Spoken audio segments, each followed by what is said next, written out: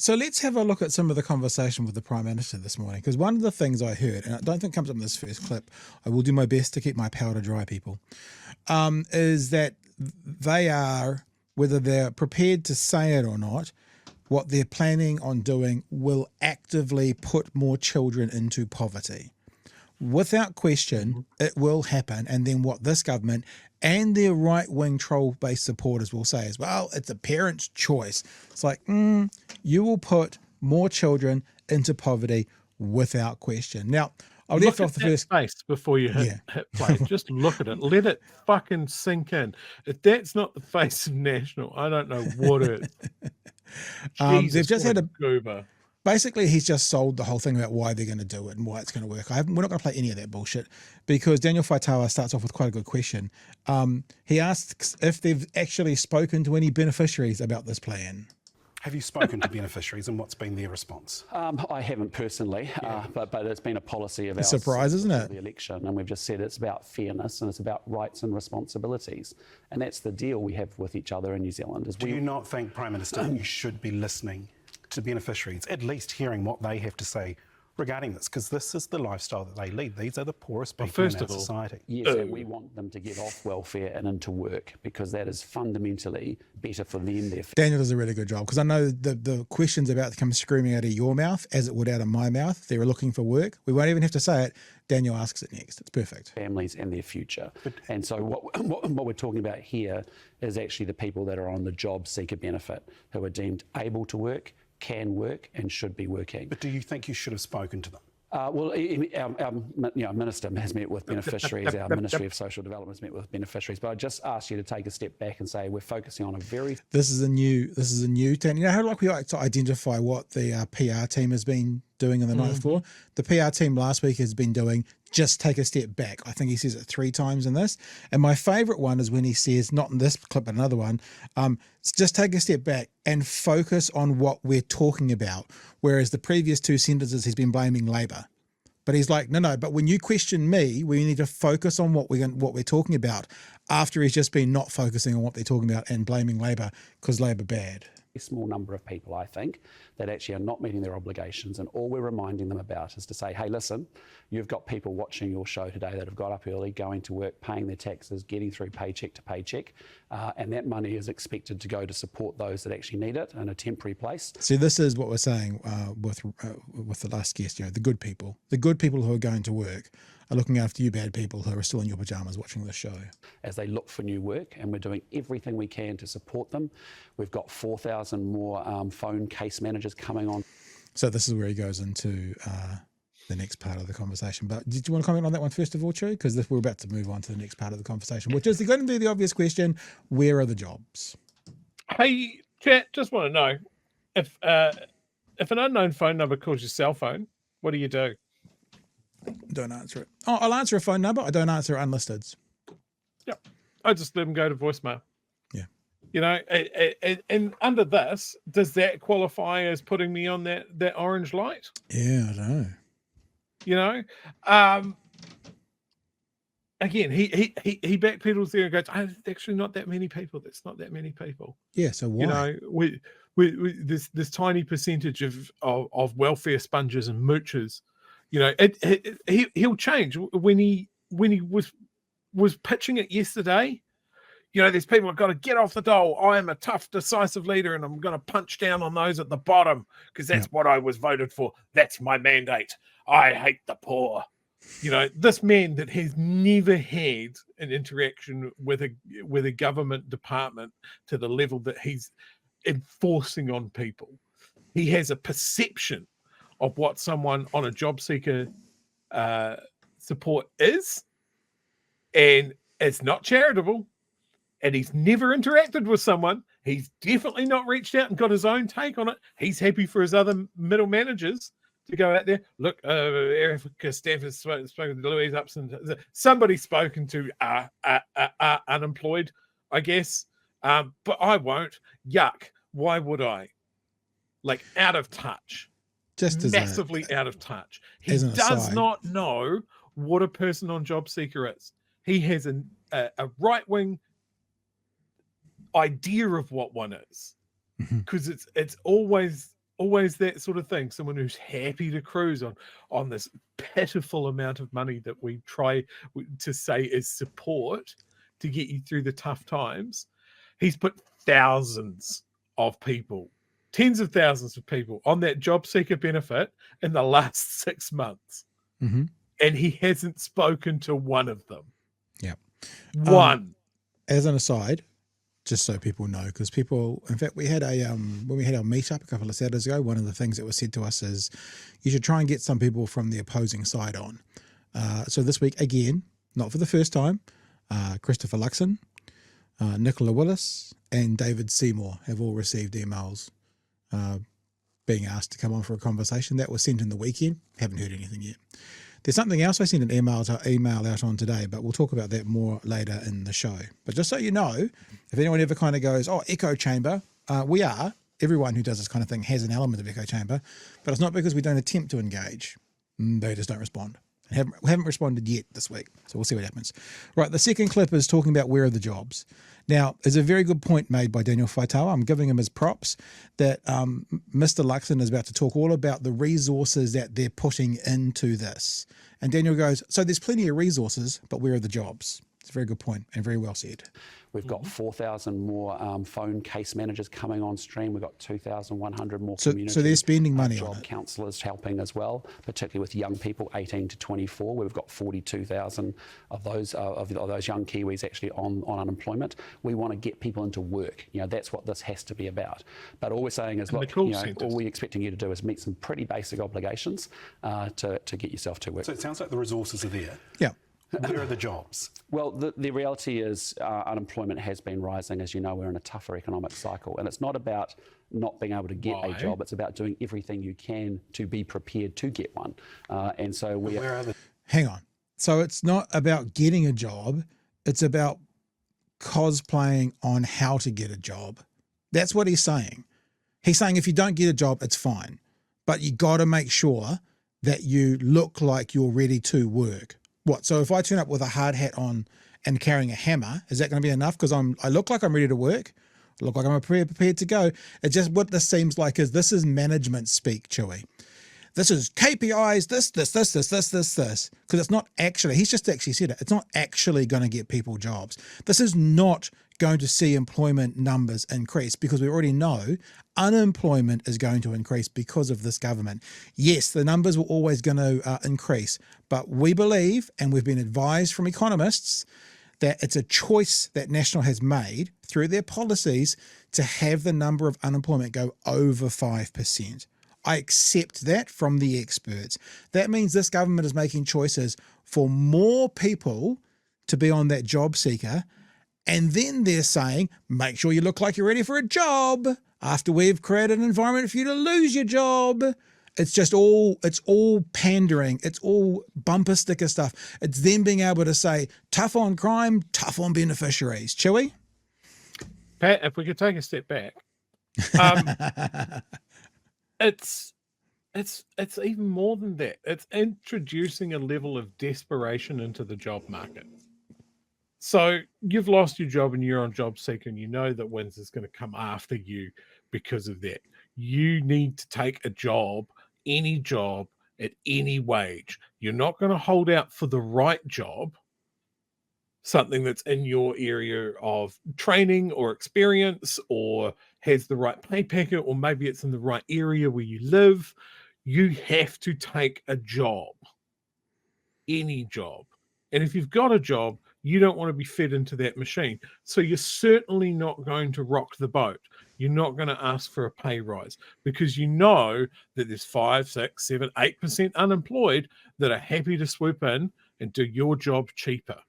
Mm-hmm. And that is great for a business owner, great for a factory owner, great for someone with an orchard or, just general casual construction work. It's great for all of those guys.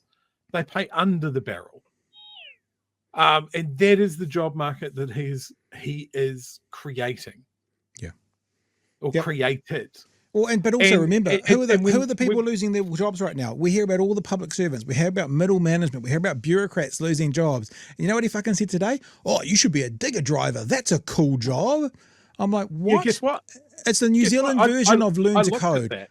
Yeah, same. So did I. You know how in America they told all those people who worked in mines they should learn to code? Well, New Zealand's version is be a digger driver. Okay, so the press secretary for some group that's just lost their job because bureaucracy has been cut back in Wellington, be a digger driver. What did you learn, Chewy? It costs, I believe, between $600 and $900 to get your ticket to drive a digger, and there are currently nationwide 9 jobs. So there you go. Fantastic. But you could be one. So we have hit this tipping point, right?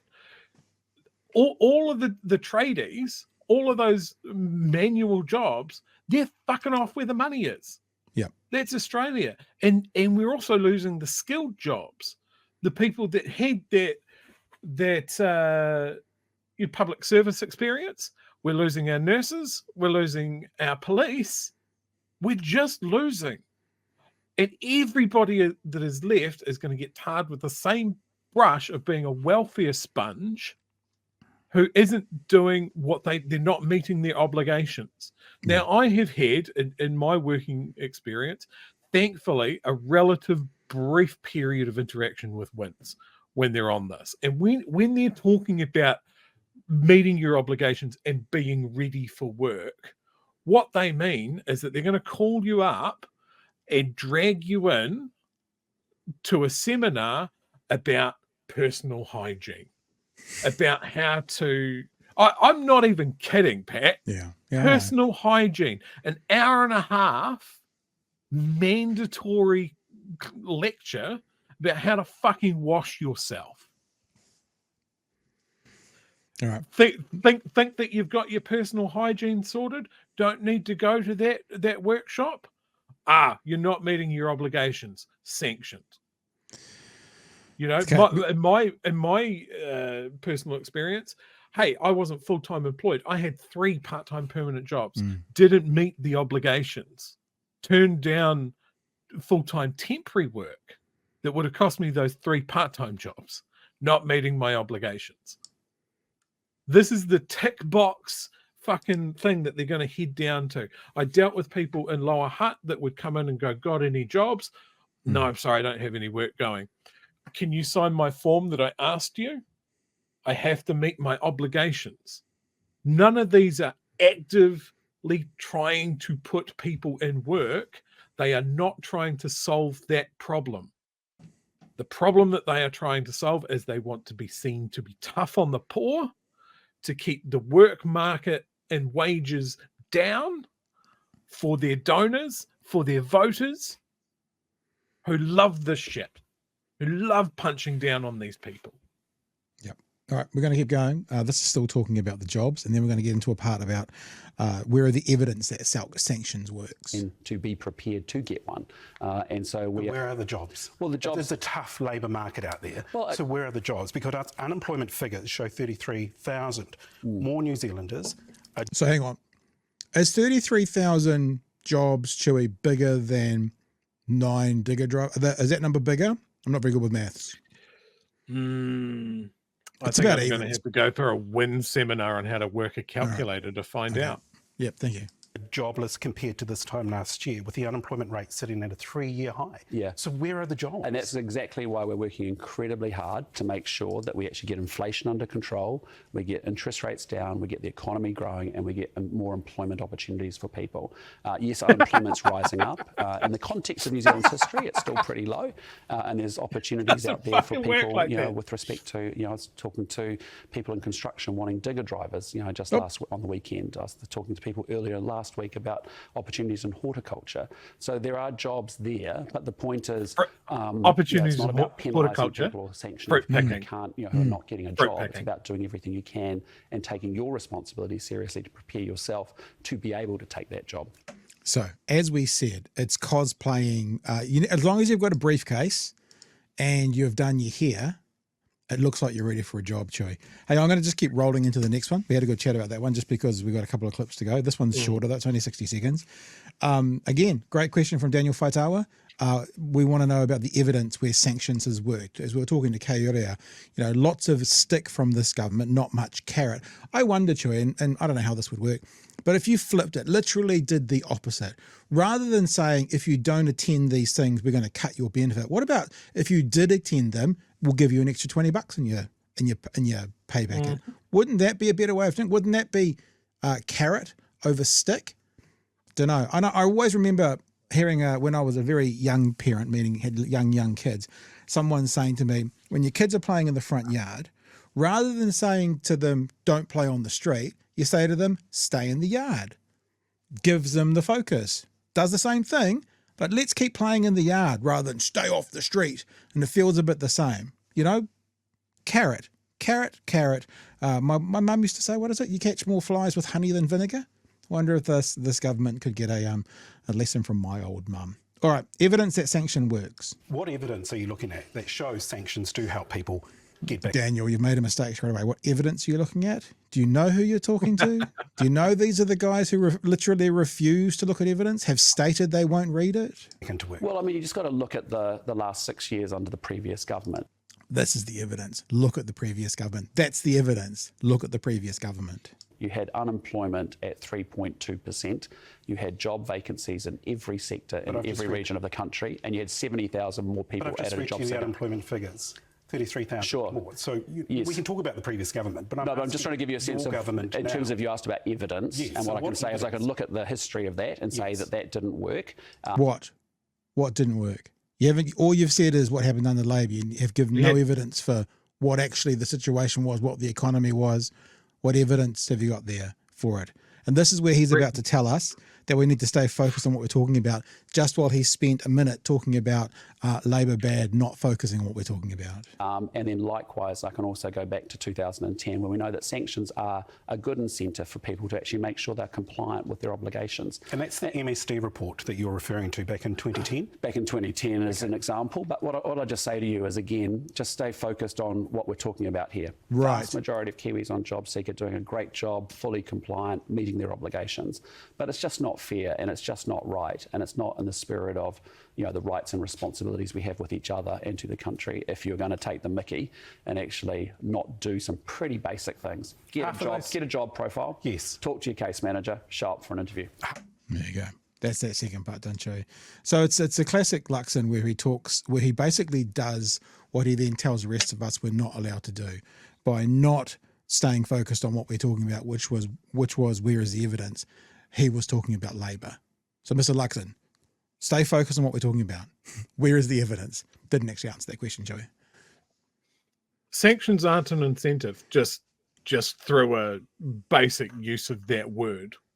If we were talking about what you were talking about, Pat, turn up to these seminars, make sure that you're compliant, you'll get more money. That's an incentive. Yeah, compliance. We talked about being Orwellian last night, these guys. It's not an incentive, it's a sanction. But we just remember that the idea we're observing the Orwellian feel around these guys. What does the word compliant feel like? I mean, there's other ways of saying that. You must. I say you must compliant. It's just I'm not saying that. I'm saying it's an interesting term to pick by this government when the right around the world is appearing more and more authoritarian. Yeah. Compliance based. He's also very keen to say, hey, look, the vast majority of people on JobSeeker are good. They're looking for work. They're compliant. Rah, rah, rah. Again, hinting that it's a very small amount of people that he's targeting with this very, very big stick. Where is the question? How many people are we talking? And how much is it costing taxpayers? Yeah.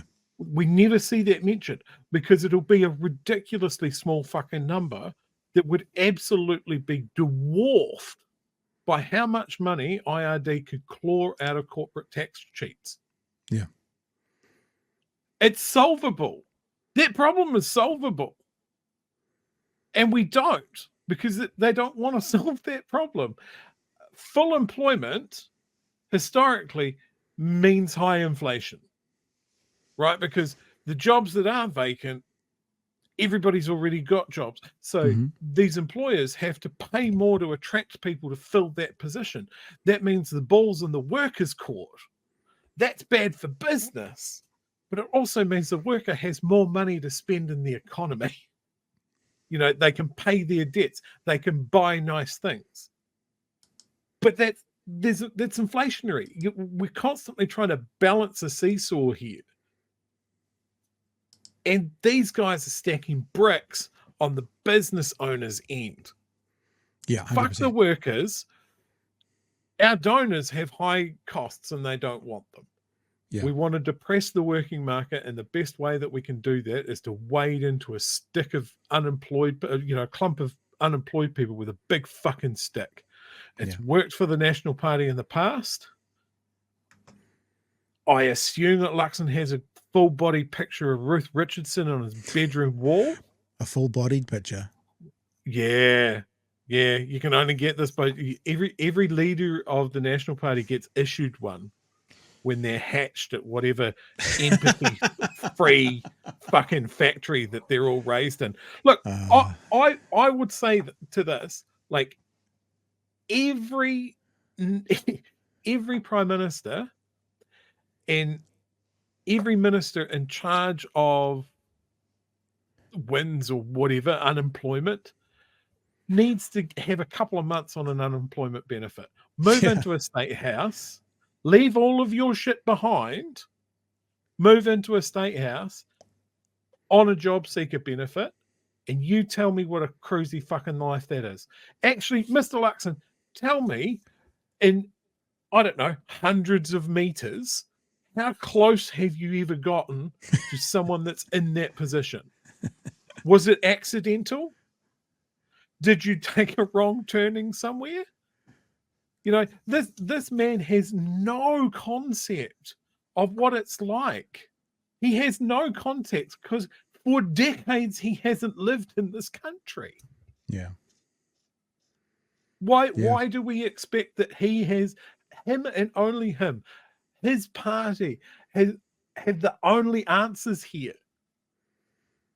They don't. And even when Labour's been in, they've spent all of their time trying to exercise the incredibly damaging policies that National put in place during the 90s. Mm-hmm. They're never able to move the needle far enough because Ruth Richardson threw it into the other fucking room. I'm a bit hit up, Pat. I have to admit, Chewy, I think you're my favourite too, just quietly. Sorry. Okay, let's play the last bit here. And this is the part that I started off by talking about. These policies will, I don't mean could, I mean will put more children into poverty. So you wait till you hear what he's got to say. I won't spoil the surprise. It'll be like Christmas. Everyone will hear it at the same time.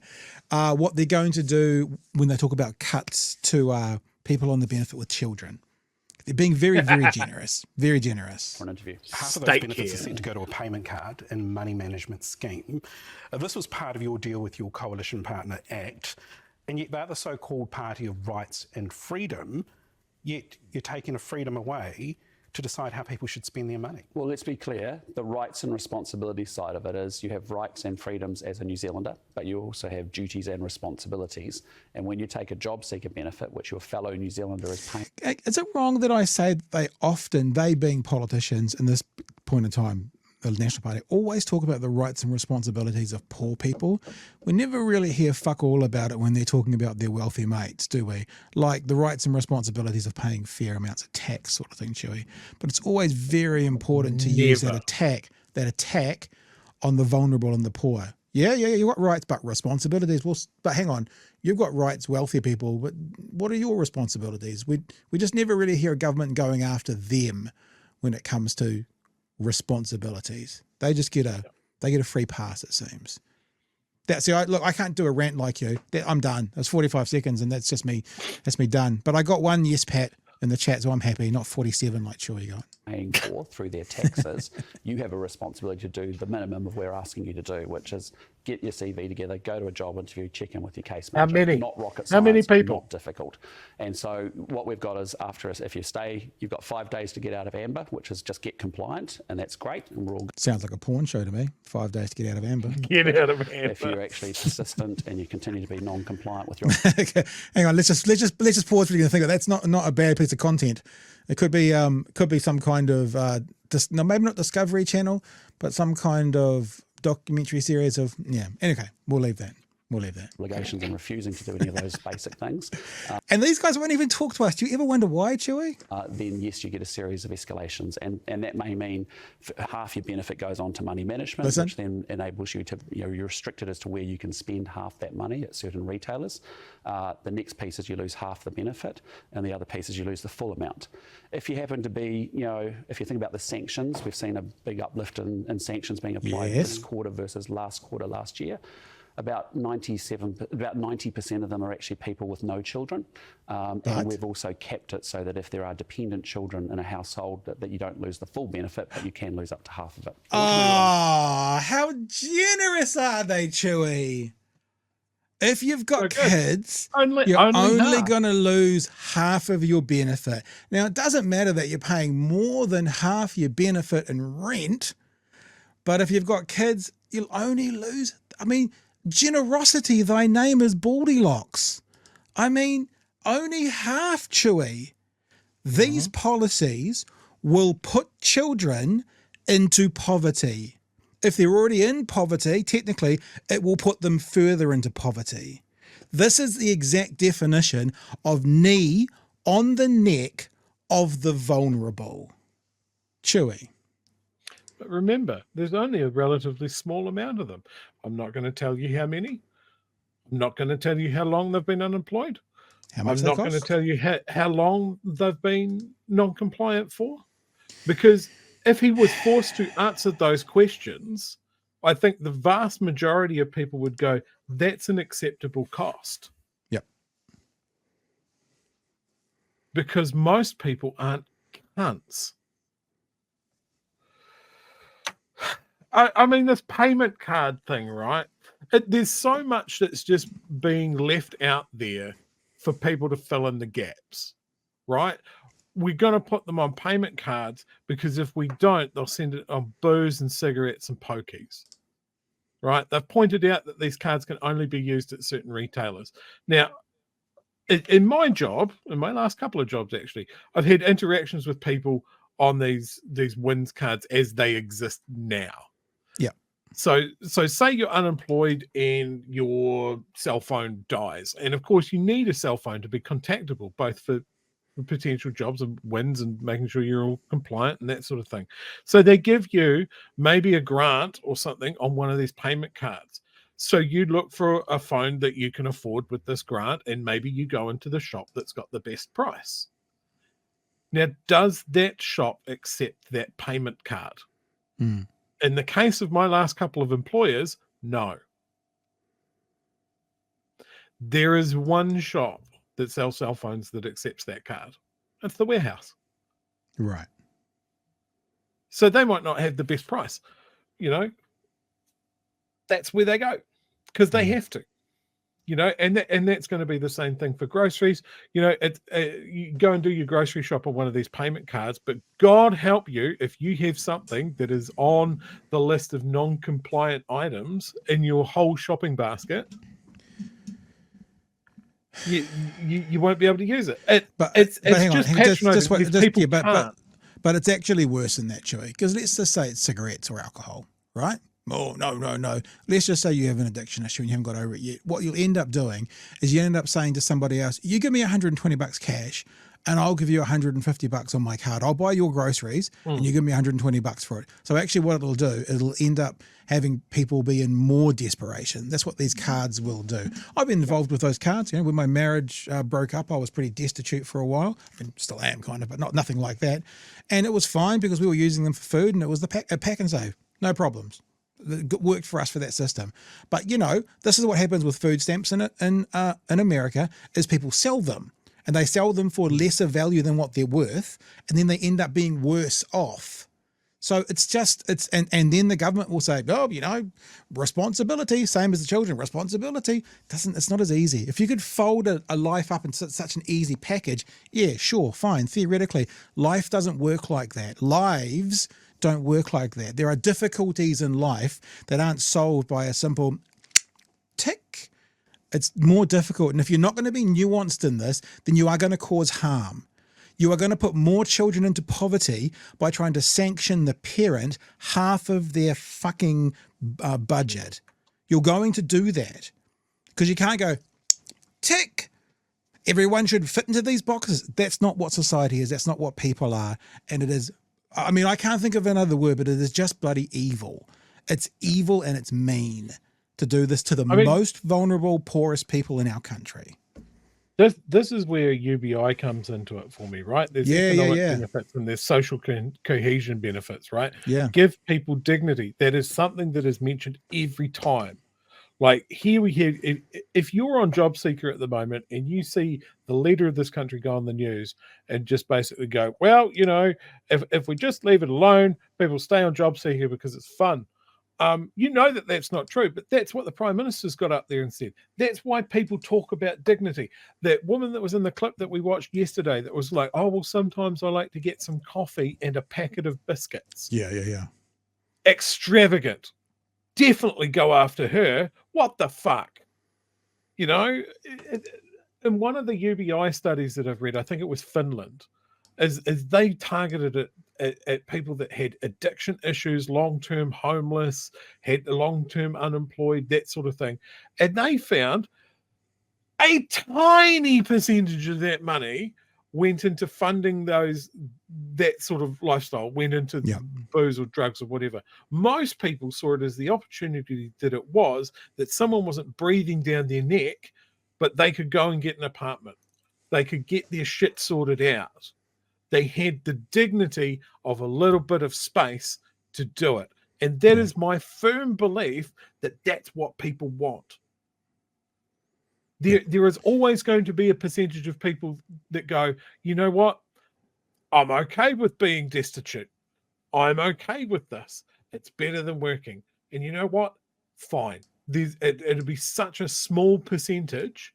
It's such a tiny fraction of my taxes go towards that. I don't give a fuck. Yeah. You know, I want to see other social benefits out of having something like a UBI. Like if someone's an artist and they can produce cultural items for our society, that's a good thing. If a playwright is able to smash out an award-winning play or a movie script while he's on a UBI, that's a good thing. If someone's able to donate their time to a community group or a sports group or something like that, that's a good thing. Yeah. These are benefits. There's benefits for our benefits. We have one of the world's best UBI programs already in place. It's New Zealand Super. Your nan loves it. Incredibly low admin costs for what it is, because it is just a blanket. Everybody fucking gets it. Just before we move on, I just need to do a quick search. 5 days to get out of amber. I just want to see what's out there at the moment.